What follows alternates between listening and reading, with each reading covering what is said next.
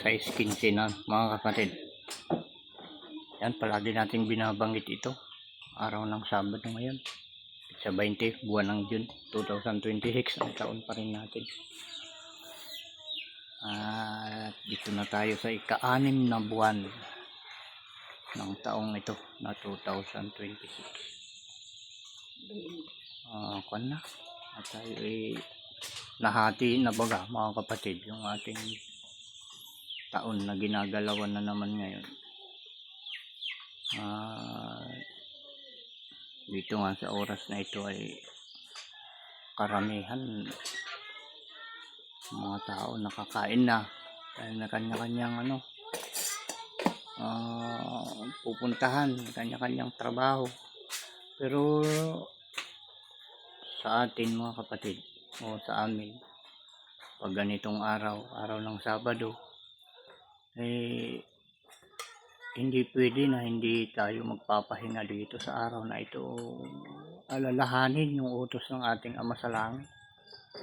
Dahil lumalabas lang na tayo mga suwail na anak kapag hindi natin ginanap yung kanyang mga inuutos mga kapatid. Wala tayong karapatan. Isipin natin mabuti. Wala tayong karapatan na labagin ang utos ng lumikha sa atin mga kapatid. Linikha lang niya tayo. Hindi pwede nalalabag tayo sa kanyang mga utos. Dahil sa pagtupad natin ng kanyang mga utos ay napakaraming pangako ang ating Ama. At kagaya ko na tumutupad sa utos ng ating Ama, ramdam ko yung kanyang mga pangako sa kabila ng pagsunod sa kanyang mga utos mga kapatid. Ramdam na ramdam ko yan, hindi siya nagsisinungaling. Sabi niya sa akin, at tinay sa atin ding lahat, kaya ako pinaparinig sa inyo na subukin ninyo ako sa bagay na ito. Ibig sabihin sa pagsunod sa kanyang mga utos. Sabi niya, bubuksan ko sa harapan mo ang pintuan ng mga langit mga kapatid.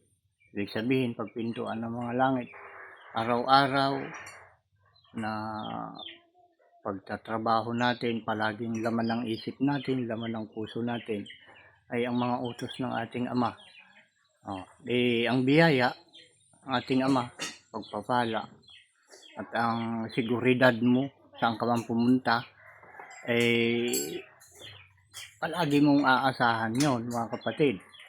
Dahil walang ibang pinanggagalingan ng mga mabubuting bagay kundi ang salita ng ating Ama pag ating tinutupad. Dahil walang ibang mabuti sa balat ng lupa mga kapatid kundi ang utos niya.